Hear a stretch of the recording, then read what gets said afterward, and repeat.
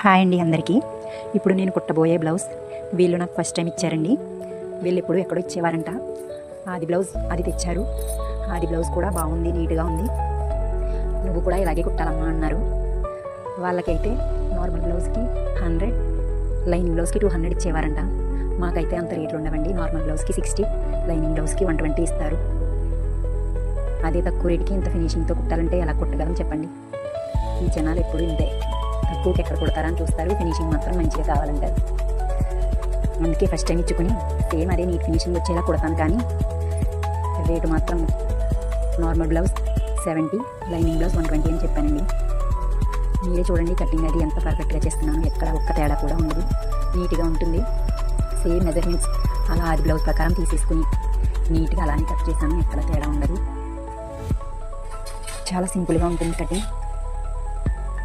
వాళ్ళు పలక మీద అడిగారండి, పలక మీద కట్ చేస్తున్నాను. రౌండ్ అవి కరెక్ట్గా సరిపోయి సేమ్ మెజర్మెంట్స్ అన్నీ వచ్చేసాయి. ఖర్చులకి అన్నీ సరిపోయేలాగే తీసుకున్నాను. బ్లౌజ్ స్టిచ్చింగ్ కూడా పెడతాను. వీళ్ళకి నచ్చిందా నచ్చలేదా మళ్ళీ